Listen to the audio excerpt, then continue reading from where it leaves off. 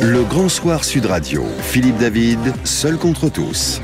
On fait souvent le reproche aux politiques d'être déconnectés des réalités. Tiens, je vais faire du Raffarin de la France d'en bas.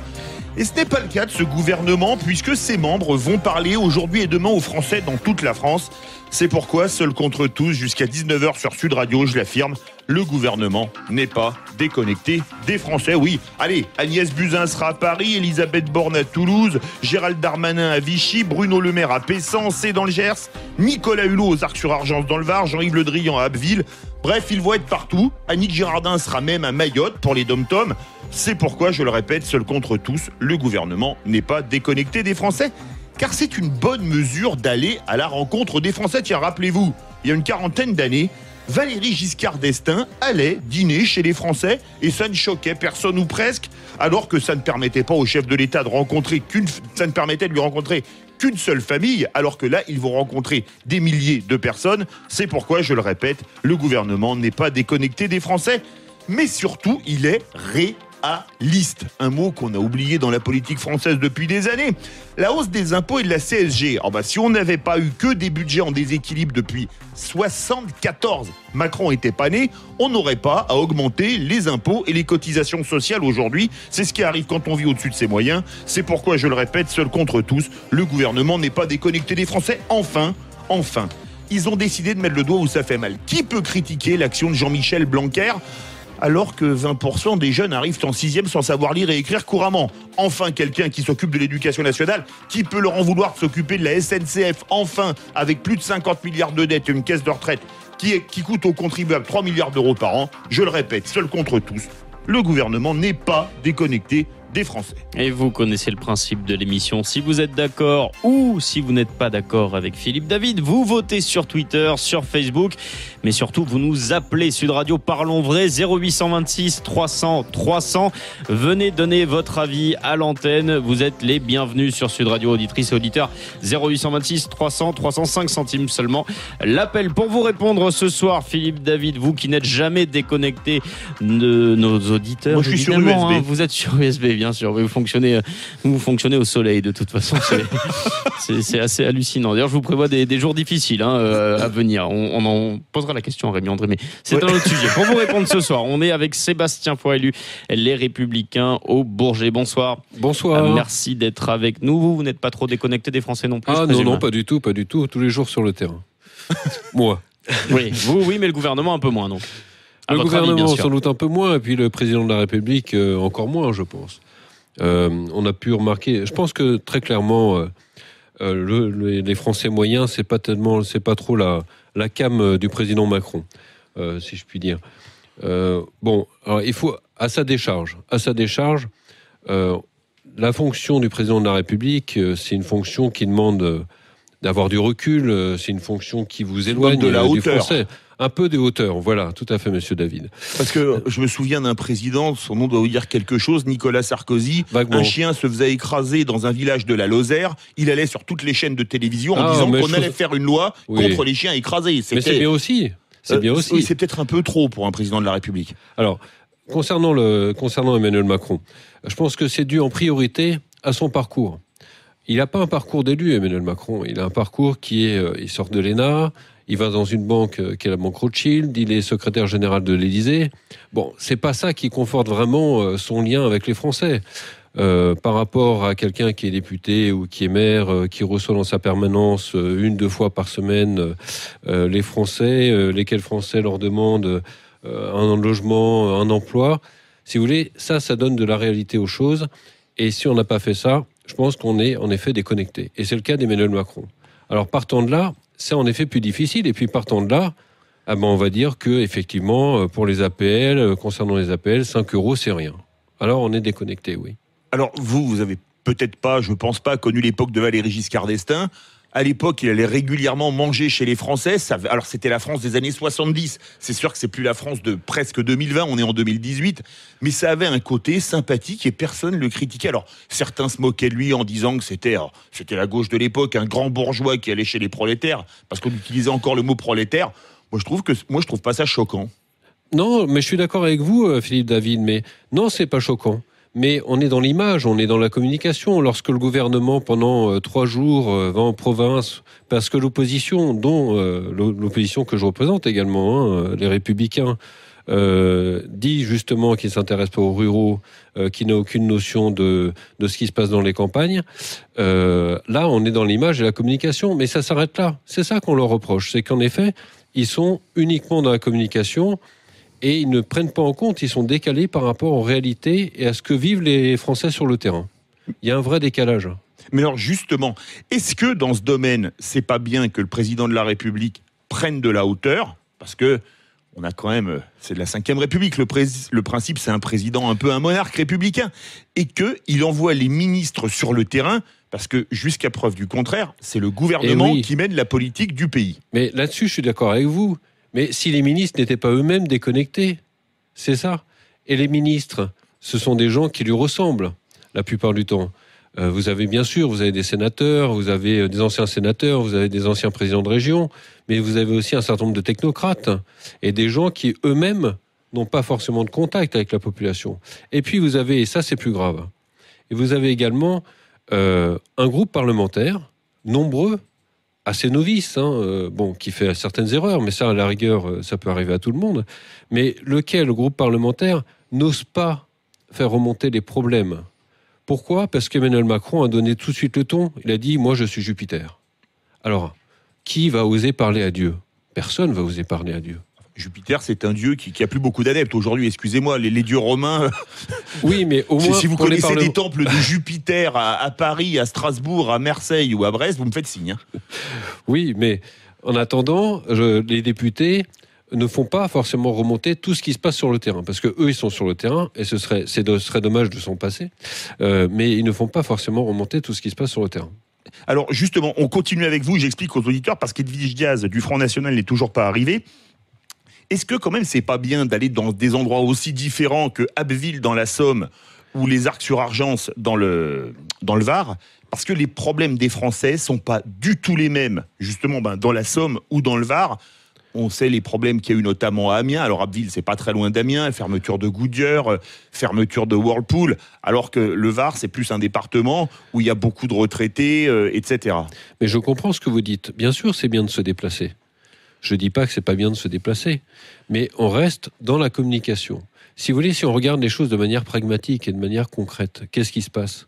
De 2017 à 2018, vous avez 7 taxes supplémentaires, alors qu'on nous disait qu'il n'y aurait pas d'impôts supplémentaires. Mais tous les gouvernements, depuis des lustres, ont mais créé dans ce cas-là, on ne le dit pas. d'impôts. Dans ce cas-là, on ne le dit pas. C'est ça la déconnexion. C'est ne pas comprendre également que pour la CSG, les retraités ne sont pas tous, ne sont pas riches, comme on l'a entendu dire. C'est ça la déconnexion, c'est ne pas comprendre ce qui se passe sur le terrain et ne pas comprendre ce que les gens vivent au quotidien. Là-dessus, il y a un décalage. Mais est-ce que c'est pas finalement, vous dites, les impôts, il fallait pas dire qu'on allait les baisser pour les augmenter. Mais tous les gouvernements, j'y reviens, que ce soit sous Hollande, que ce soit sous Sarkozy ou que ce soit sous Chirac, on a toujours fait monter les taxes sur les carburants, on a créé la CSG, on a créé le RDS, on a augmenté l'impôt sur le revenu. Bon, là, faut être franc, sous Macron, il a supprimé certains impôts, je pense en particulier à l'ISF. Oui, mais moi je pense en particulier... C'est peut-être pas très populaire, soit, mais au moins il y a un impôt qui a été supprimé. Il y a aussi, vous oubliez l'exit tax. Oui, mais c'est pas encore voté. Oui, mais d'accord. Mais enfin bon, on en a beaucoup parlé quand même. Donc il y a l'exit tax, il a dit qu'il le ferait. Alors peut-être qu'il va pas le faire, peut-être qu'il va reculer, mais en attendant, il a dit qu'il le ferait. Et puis moi, je pense en particulier aux retraités. Lorsque vous avez pour certains retraités qui gagnent 1200 euros par mois, vous leur expliquez qu'ils sont riches, et puis vous leur expliquez qu'ils vont avoir plus de 400 euros par an en moins sur leur fiche de paye, ça pose un gros problème. Edwige Diaz vient de nous rejoindre. Bonsoir. Bonsoir. Bienvenue sur Sud Radio. Bien dans le micro, par contre. C'est pas bien, quand même, pour le gouvernement, les membres du gouvernement, d'aller à la rencontre des Français. On en parlait dans des zones qui n'ont pas du tout les mêmes problématiques. Vous prenez, par exemple, Abbeville, c'est la Somme, où il y a beaucoup de chômage, d'usines qui ferment, ou le Var, les Arcs-sur-Argence, là, c'est Nicolas Hulot qui y sera, où les problématiques sont pas du tout les mêmes. C'est pas bien d'aller à la rencontre des Français, quand même. Surtout, je pense qu'ils n'y vont pas assez, parce que sinon, ils ne seraient pas si peu connus. Je crois que plus d'un Français sur deux ne connaît pas les membres du gouvernement, donc c'est évidemment qu'ils ne le font pas assez. C'est peut-être aussi qu'ils ont encore besoin de faire de la communication. finalement, s'ils faisaient si bien que ça leur travail et s'ils répondaient tant que ça aux attentes des Français, ils n'auraient peut-être pas besoin de communiquer autant sur leur présence sur le terrain. Mais justement, est-ce que c'est pas bien, parce que j'ai un peu parlé de Nicolas Sarkozy avec Sébastien Foy, on avait un président de la République, l'hyper-président.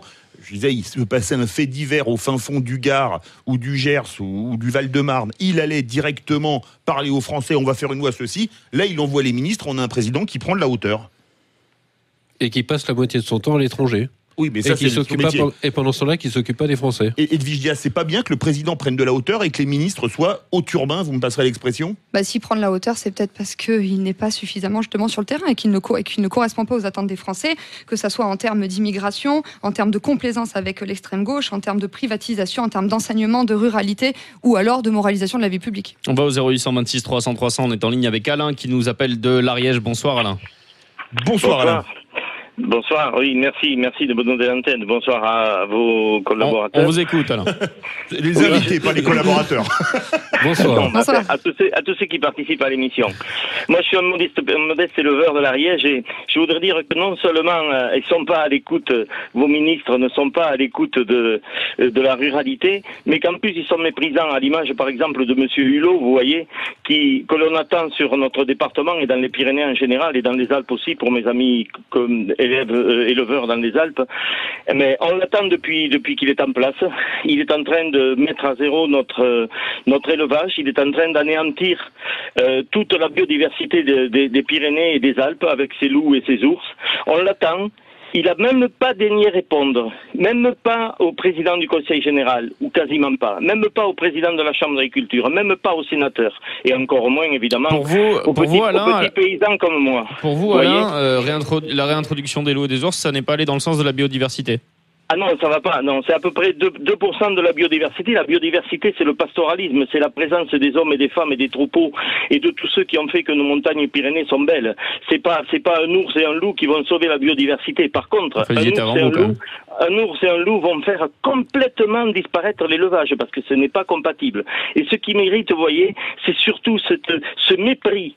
Ce mépris de M. Hulot, qui en plus sait qu'il y a des massacres, vous savez, 11 741 animaux tués par les loups officiels l'an dernier, 689 tués par les ours officiels dans les Pyrénées, il veut encore nous en mettre plus. Mais vous vous rendez compte ? Et le bien-être animal, qu'est-ce qu'il vient faire là-dedans ? Et la vie des hommes et des femmes, et le pastoralisme, et les éleveurs, et le bien-être animal, et la biodiversité, et la vie dans nos montagnes, et le tourisme. Mais on aurait bien aimé qu'il vienne nous voir, mais il n'a même pas le courage. Le mépris, il l'a. Il n'a jamais répondu. Mais alors le courage, il l'a pas. Hein. Alain, merci beaucoup Alain. Éleveur dans l'Ariège, on va faire réagir Edwige Diaz parce que vous êtes conseillère régionale de Nouvelle-Aquitaine. On va faire réagir aussi bien sûr Sébastien Foy. La Nouvelle-Aquitaine, il y a les Pyrénées-Atlantiques et les Pyrénées-Atlantiques, il y a des ours.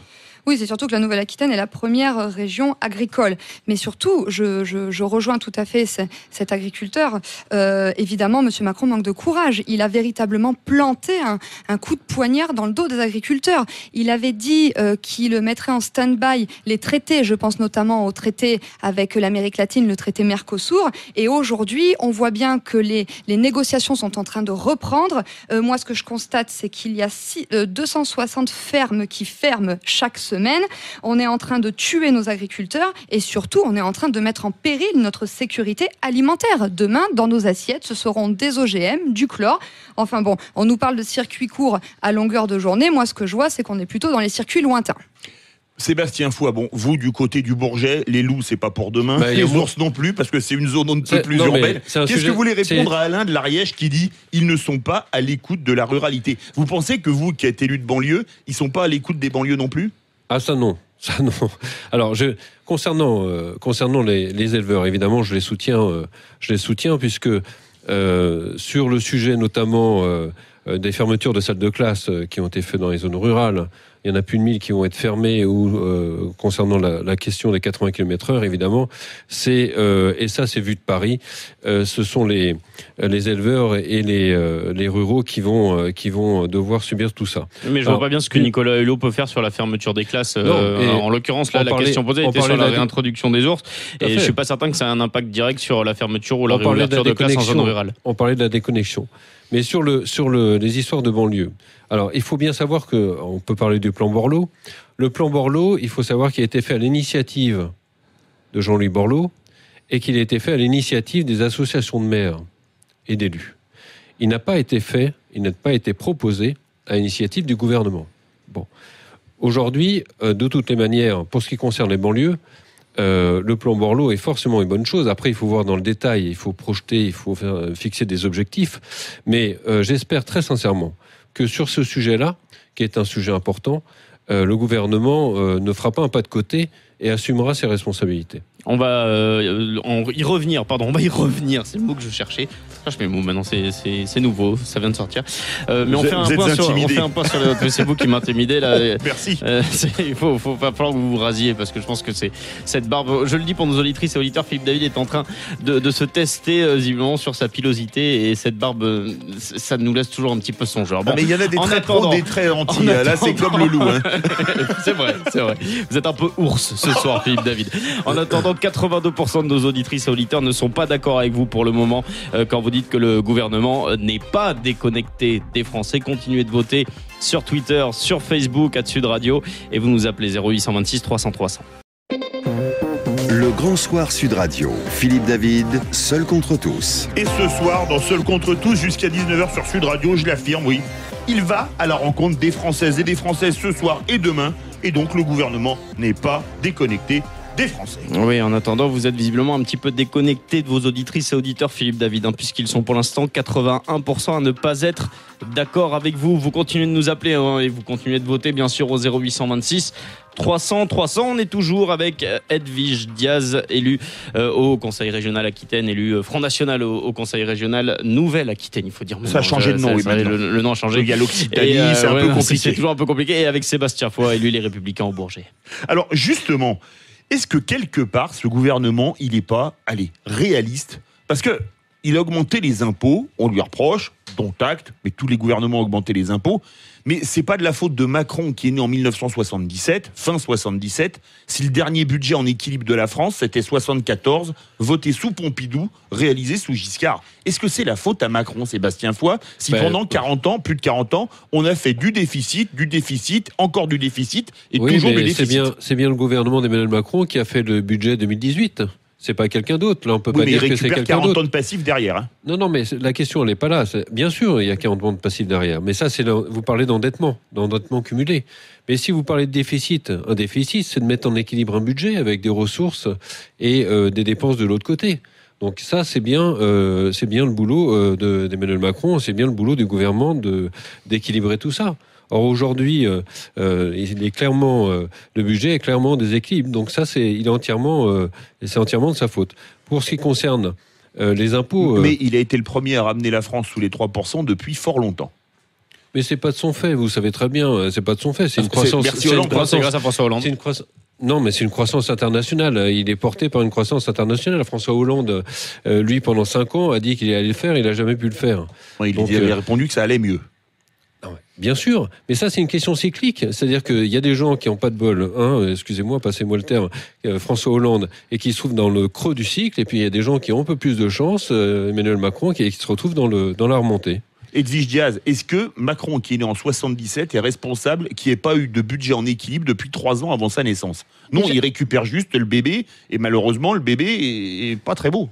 Et il pourrait essayer d'inverser la tendance. Et en attendant, on constate qu'il ne le fait pas. C'est quand même lui qui décide dans le budget d'augmenter de 300 millions d'euros le budget destiné à l'accueil des migrants. C'est quand même lui qui décide de mettre l'aide médicale d'État à hauteur de 1 milliard d'euros. C'est quand même lui, alors que la Fondation Abbé Pierre dit qu'il n'y a pas assez de logements pour tout le monde, c'est quand même lui qui loge aux frais de l'État les migrants dans des hôtels. Donc il est co-responsable de ce qui se passe et il est surtout responsable de l'austérité qui est imposée à tous les échelons de la vie, que je pense aux étudiants qui ont vu leurs APL baisser, je pense aux seniors qui voient leur CSG augmenter et je vois à tous les échelons. Donc il est responsable, il doit assumer sa responsabilité. Mais quand vous récupérez une SNCF avec plus de 50 milliards de dettes, une caisse de retraite déficitaire de 3 milliards d'euros par an, il faut bien faire quelque chose. C'est pas en privatisant la SNCF comme il est en train de le faire que ça va hein. s'améliorer. Oui, il veut l'ouvrir à la concurrence. Ah ben non, c'est Hollande qui l'a signé avant. Alors non, c'est Hollande, le gouvernement de Hollande. C'était une injonction de l'Union européenne. Donc là, on parle beaucoup des grandes lignes, mais à partir de 2023, ça touchera aussi les TER. Donc il faut qu'on s'attende à encore plus d'austérité, à encore moins de services publics et à encore plus de déconnexion entre le gouvernement et les citoyens.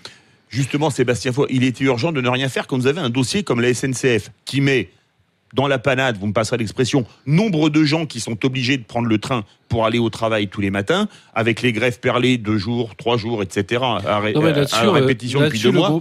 Est-ce qu'il ne fallait pas faire quelque chose quand même ? Là-dessus, le groupe Les Républicains ont voté la réforme. Donc ils ont voté le changement de statut. Donc on voit pas d'inconvénient là-dessus.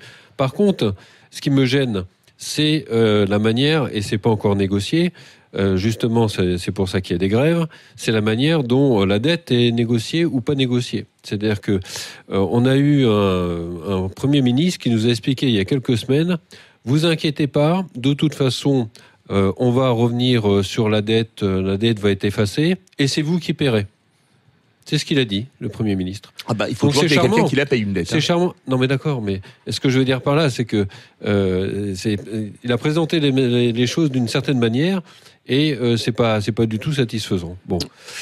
On a des commentaires d'auditeurs et d'auditrices sur Twitter. On a Eric qui nous dit, au vu de l'extraordinaire notoriété des ministres, ne serait-ce pas plutôt un concours interministériel de selfie en perspective du remaniement de la rentrée ?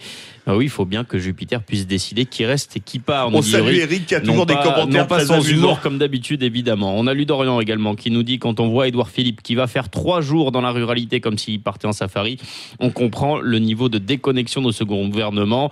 Ce à quoi, alors je vais dire Doumé, j'imagine que c'est comme ça qu'on le prononce, qui répond à Ludorian qui dit, plus déconnecté, c'est juste pas possible, ils sont totalement hors sol. Edwige Diaz. Oui, le président et le gouvernement doivent assumer leur choix. C'est eux qui décident. Sont hors sol. Ils sont complètement hors sol. Ils n'assument pas. Ils assument leur choix, mais pas suffisamment. Et en tout cas, moi, ce que je vois, c'est qu'ils n'ont pas décidé de mettre fin au gouffre financier que représente, par exemple, l'immigration, au gouffre financier que représente, par exemple, la fraude sociale, mais aussi la fraude fiscale. Bastien Foy. Oui, alors président des riches, comme on utilise beaucoup l'expression, je ne sais pas si c'est... Oui, François Hollande ne les aimait pas, les riches d'ailleurs, et puis à 4 000 euros par mois. Moi, je n'utiliserais pas cette expression, je dirais que c'est le président de tous ceux qui vont bien, le président des personnes qui sont dans les beaux quartiers, le président des gens qui habitent, qui sont des urbains, qui sont dans les villes. C'est surtout pas le président des Français moyens, c'est surtout pas le président de la ruralité. C'est surtout pas le président des gens qui ont des problèmes. Et donc toute la politique d'Emmanuel Macron est dirigée et faite de cette manière-là. Et tout ce qui est mis en œuvre est fait de cette manière-là. Mais avec cette idée. Regardez, il y a un point en France qui marche très mal depuis des années, et à ce niveau-là, Macron, il va l'expliquer. Enfin, ses ministres vont l'expliquer aux Français. Tiens, l'éducation nationale. Qu'est-ce que vous feriez de mieux que Jean-Michel Blanquer ? Exemple, Edwige Diaz. 20% des gamins arrivent en 6e sans savoir lire et écrire couramment, ce qui est quand même une aberration, parce qu'on va vous faire apprendre l'anglais, qui est une langue étrangère, alors que vous ne maîtrisez déjà pas votre langue maternelle, ce qui est un peu gênant. Je pense qu'on est d'accord là-dessus. Blanquer, moi je dis, bravo, au moins il prend le problème de l'éducation nationale à bras-le-corps, ce qui n'a pas été fait depuis, mais alors des lustres. Oui, écoutez, il fait un constat qui est juste, mais en même temps, si on dit que le ciel est bleu, on ne va pas aller contre ça. Par contre, sauf s'il pleut. Sauf s'il pleut. Par contre, je vois qu'il ferme 300 classes dans 45 départements ruraux et qu'il manque à ce jour 2300 postes d'enseignants. Donc le problème n'est pas suffisamment pris à bras-le-corps. Il doit encore faire ses preuves, lui comme d'autres. Sébastien Foy, sur l'éducation nationale, Blanquer, on ne peut pas dire qu'il n'essaye pas de faire quelque chose. Regardez, depuis des années, la France s'écroule dans les classements Teams et PISA, qui sont les classements internationaux de niveau scolaire. Blanquer, lui, il veut remettre, vous me passerez l'expression, le clocher au milieu du village. Il a raison. Écoutez, vous avez trouvé le ministre qui fait son boulot. Bon, c'est pas le seul. Mais lui, c'est le plus emblématique, peut-être. Vous avez trouvé un des ministres, un des rares ministres avec qui on peut être d'accord. Encore une fois, ce qui pose problème, c'est la fermeture pas des 300 classes, mais de plus de 1000 classes, notamment en zone rurale. Et ça, c'est un vrai souci. Et justement, une question. Est-ce que qui que ce soit qui serait au pouvoir, il pourrait pas finalement faire beaucoup de choses différentes, parce que avec la dette, avec les contraintes internationales, avec la marche du monde, avec la croissance dont on n'est pas totalement responsable et qui remplit plus ou moins les caisses de l'État. Est-ce qu'un autre qui s'appelle Edwige Diaz ou Sébastien Foy, si vous étiez à l'Élysée d'ailleurs, pourquoi pas, pourrait pas faire finalement quelque chose de très différent? C'est une question de volonté politique. Oh, mais la volonté, de ça l'argent. ne sert pas toujours. Hein. De l'argent, il y en a. Hier soir, les Marseillais, ils avaient la volonté de gagner, ça n'a pas marché. Hein. 3-0. De l'argent, il y en a. Et les Français payent suffisamment d'impôts pour le savoir. C'est juste qu'il est particulièrement mal dirigé, il est particulièrement gaspillé aussi. Et donc oui, avec de la volonté politique, on peut définir des priorités. Et croyez-nous qu'avec le Front National et Marine Le Pen, les priorités seraient tout à fait différentes. Sébastien Foy. Alors, pour faire simple, le problème, c'est les orientations, et c'est les orientations qui sont prises, donc particulièrement à l'égard de ceux qui ont le plus d'argent et qui sont dans les villes. Le problème, c'est effectivement l'aspect communication, notamment. On est beaucoup dans la communication, et puis on n'a pas parlé de ça, mais le problème aussi, c'est le mépris d'Emmanuel Macron par rapport aux classes moyennes.